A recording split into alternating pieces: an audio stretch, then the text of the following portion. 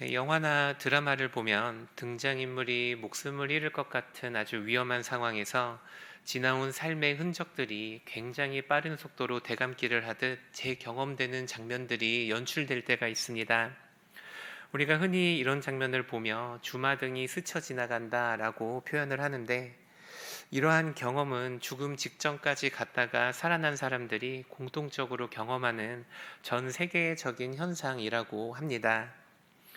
어떤 과학자들은 이런 현상을 단순한 산소 부족에서 오는 착각이라고 설명하기도 하고, 또 어떤 과학자들은 사람이 죽기 전에 뇌의 전기 신호가 치솟는 것을 발견했다며 과학적인 현상이라고 말을 하기도 합니다.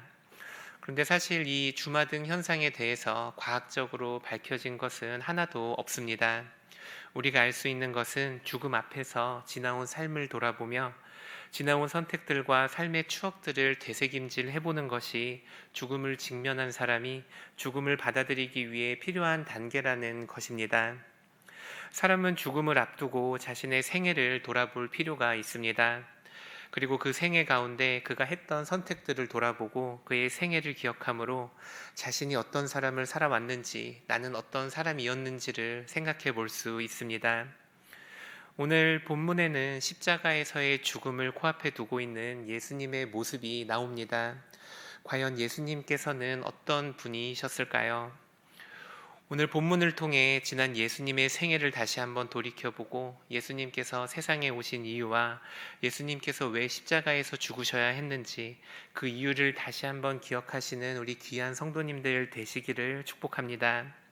그리고 그 예수님 앞에서 우리가 마땅히 가져야 하는 태도가 무엇인지, 예수님을 따르는 하나님의 백성답게 살아가는 겸손한 그리스도인들 되시기를 축복합니다. 우리 함께 마태복음 21장 1절에서 2절 말씀을 읽도록 하겠습니다. 그들이 예루살렘에 가까이 와서 벳바겟에 이르렀을 때에 예수께서 두 제자를 보내시며 이르시되 너의 맞은편 마을로 가라.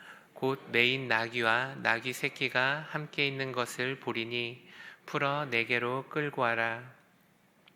예수님의 공생의 사역이 이제 거의 마무리되어 갑니다.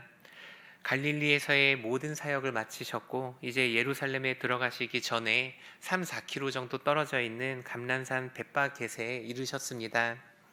이제 몇 시간이 지나 예루살렘에 들어가시면 예수님은 곧 십자가에 못 박혀 죽으시게 됩니다. 예수님의 삶은 이제 일주일 남짓 남았습니다. 그런데 죽음을 앞에 둔 예수님의 삶을 돌아보면 예수님의 공생의 기간은 정말로 역설적이었다라는 것을 우리가 알 수 있습니다. 예수님은 정말이지 예수님과는 어울리지 않는 삶을 사셨습니다. 처음부터 하나님의 아들이신 예수님께서 사람의 몸을 입고 세상에 오신 일부터 그랬습니다. 하나님이신 예수님이 어떻게 육신을 입고 사람의 형상으로 이 땅에 오실 수 있었겠습니까? 예수님은 하나님의 아들로 하나님과 동등됨을 취할 수 있는 온 세상의 주인이셨습니다. 만물이 그를 위해 존재했고 만물이 그를 통해 존재하게 된 하나님이셨습니다. 그런데 그런 하나님이 가장 미천한 인간의 몸으로, 그것도 자랑할 것 하나 없는 가장 볼품없는 여인의 몸에서 태어나셨습니다. 그의 집안은 얼마나 가난했었는지 부모는 갓 태어난 예수님을 마구간의 구유에 누여야만 했습니다. 예수님께서는 선한 것이 나올 것이 없다는 빈민가인 나사렛에서 자라셨고 형제들 사이에서도 고향에서도 받아야 할 대우를 받지 못하셨습니다.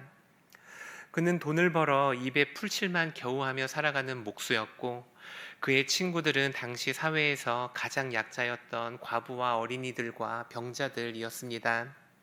사람들은 심지어 이런 자들과 어울리면 자신들도 더럽혀진다고 믿었던 때입니다.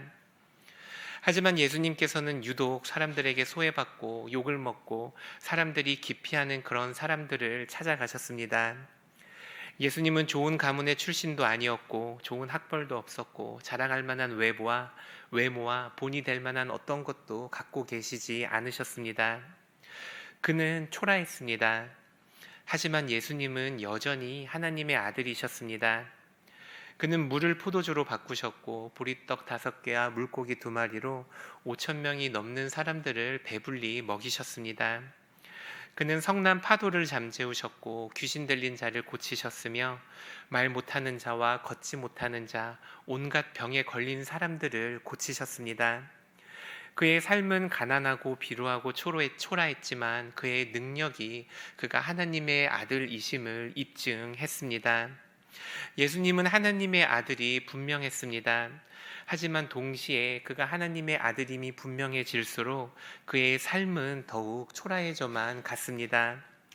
우리가 서로 보색이 되는 색깔을 같이 놓을 때 색상이 더욱 뚜렷해지는 현상이 나타나는 것처럼 그가 하나님의 아들임이 분명해질수록 그의 삶은 더욱 초라해졌습니다.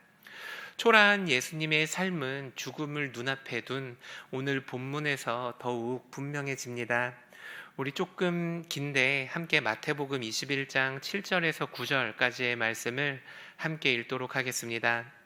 나귀와 나귀 새끼를 끌고 와서 겉옷을 그 위에 얹음에 예수께서 그 위에 타시니 무리의 대다수는 그들의 겉옷을 길에 펴고 다른 이들은 나뭇가지를 베어 길에 펴고 앞에서 가고 뒤에서 따르는 무리가 소리 높여 이르되 호산나 다윗의 자손이여 찬송하리로다. 주의 이름으로 오시는 이여 가장 높은 곳에서 호산나 하더라. 예수님께서는 이제 공생의 사역 가운데 그에게 맡겨진 가장 중요한 사역을 감당하시려 하십니다. 그는 마침내 이스라엘의 왕으로 예루살렘에 입성하셨습니다. 사람들은 종려나무 가지를 흔들며 그의 이름에 환호했고 소리를 질렀습니다. 그들은 그들의 겉옷과 나뭇가지를 베어 길에 폈으며 그들을 구원하기 위해 오신 예수님을 찬양했습니다. 하지만 이 놀랍도록 영광스러운 이 장면에서조차 역설적으로 예수님의 초라함은 더욱 커져만 갑니다. 왕이신 예수님께서는 그 화려한 행진 속에서도 가장 비천한 동물인 나귀의 새끼를 타셨습니다. 그리고 무엇보다 예수님을 더욱 초라하게 만든 것은 이 일이 있고 나서 며칠 되지 않아서 이스라엘의 온 사람들이 들고 일어나 예수님을 십자가에 못 박아 죽였다는 것입니다. 당시 흉악한 죄를 지은 사람이 아니고서야 십자가 처형이 허락되는 일조차 없었습니다. 하지만 세상의 왕이신 예수님께서는 가장 비인간적이고 잔인한 십자가 처형으로 죽으셨습니다. 예루살렘에 마침내 이스라엘의 왕으로 입성하는 장면이 가장 비극적이고 가장 우울한 장면으로 바뀌는 이유입니다. 사람들의 환호와 박수를 받은 예수님은 일주일도 지나지 않아서 저주와 멸시를 함으로 예수님을 십자가에 못 박았습니다. 예수님은 하나님의 아들이십니다. 예수님은 세상을 다스리는 모든 권한을 가진 분이시며 세상의 주인이시며 세상의 창조주이십니다. 그런데 이런 예수님께서 뭐가 부족하셔서 이렇게 낮고 초라하고 비천하고 부족한 삶을 사셨던 것일까요? 우리 함께 마태복음 21장 4절 말씀을 읽도록 하겠습니다. 이는 선지자를 통하여 하신 말씀을 이루려 하심이라. 성경은 분명하게 말을 합니다. 예수님께서 나귀를 타고 누구보다 초라한 모습으로 예루살렘에 입성한 까닭은 그것이 선지자를 통해 선포된 하나님의 뜻이 이루어지는 방법이었기 때문입니다. 예수님이 비천한 사람의 모습으로 세상에 태어나시고 누구보다도 낮은 모습으로 이 세상에서 사셨던 것도 그것이 바로 하나님의 뜻이었기 때문입니다. 예수님이 세상에서 가장 비천한 모습이 되시고 세상에서 소외받고 가장 낮은 자들의 친구가 되셨던 것도, 그리고 결국에는 예수님께서 십자가에 매달려 죽으셨던 것도 모두 하나님의 뜻이었기 때문입니다. 우리가 오늘 본문을 통해 명심해야 하는 것은 오늘 본문에 나타나는 역설적으로만 보이는 이 예수님의 모습, 세상의 왕이신 하나님께서 세상의 종으로 가장 낮은 곳으로 오시게 된 것이 실수가 아니라는 것입니다. 예수님께서는 처음부터 가장 낮은 곳으로 오셨고 우리를 대신하여 죽으시기 위해 이 땅에 오셨으며 우리를 섬기시기 위해 이 땅에 오신 분이십니다. 왕이신 하나님께서 이 낮은 곳에 가장 비천한 모습으로 오신 것이 하나님의 뜻이었습니다. 우리는 하나님께서 우리를 위해 행하신 일들을 기억하며 하나님께 감사할 수 있어야 합니다. 예수님께서 비천한 사람이 되신 이유, 예수님께서 냄새나는 마구간의 구유에서 태어나신 이유, 예수님께서 그 나사렛에서 지내시고 약자와 병든 자의 친구가 되셨던 이유, 예수님께서 조롱을 받으시고 채찍질을 당하시며 주먹질을 당하셨던 이유, 예수님께서 피땀 흘려 기도하시고 결국에는 십자가에 못 박혀 죽으셨던 그 모든 이유가 우리를 섬기기 위해서였다고 성경은 분명하게 말을 합니다.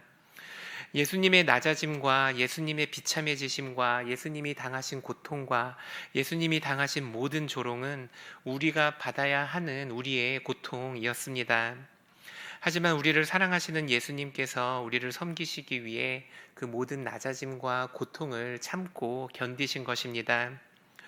오늘 하루 우리를 위해 낮아지신 그 예수님의 모습을 생각하며 더 하나님을 묵상하고 더 하나님께 감사하는 우리 귀한 성도님들 되시기를 축복합니다.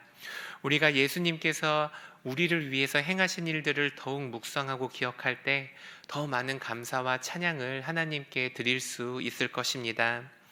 둘째로 우리는 이 역설적인 예수님의 모습을 바라보며 우리 역시 우리도 더 높아지기보다는 더 낮아지고 더 섬기고 더 사랑하는 삶을 살아야 한다는 것을 기억해야 합니다. 예수님은 왕이셨지만 낮은 자로 이곳에 오셨습니다. 그분은 섬기기 위해 우리를 찾아오셨습니다. 우리는 이 역설적인 예수님의 그 모습을 묵상해야 합니다. 세상 사람들은 박수를 받기를 원합니다. 사람들의 주목을 얻고 좋은 성취를 내고 좋은 성과를 내는 일이 좋은 일이라 말을 합니다. 하지만 성경 어디에도 하나님을 따르는 백성들이 사람들의 인정과 성공을 따라 살아가라고 말하는 곳은 단 한 곳도 없습니다. 우리는 어쩌면 오늘날 세상의 가치관으로 우리의 믿음과 우리의 신앙을 합리화하면서 살고 있는지 모릅니다. 하나님께서는 단 한 번도 우리에게 높은 곳에 올라가 사람들의 박수를 받으라고 말씀하지 않으셨습니다. 하나님은 우리에게 좋은 성과를 내라고 좋은 결과를 내서 명예와 영광을 얻으라고 말씀하시지 않으셨습니다. 하나님은 오히려 우리에게 더 낮은 곳으로 가서 더 많은 이들의 이야기를 들어주고 더 많은 이들을 위로하고 더 많은 이들을 위해 우리가 갖고 있는 것을 나눠주라 말씀하십니다. 우리는 무엇을 따라 살아가고 있습니까? 하나님의 말씀을 따라 살아가고 있는지 아니면 이 시대의 문화를 따라 살아가고 있는지 오늘 말씀을 보며 우리가 우리 자신을 돌아볼 수 있어야 합니다.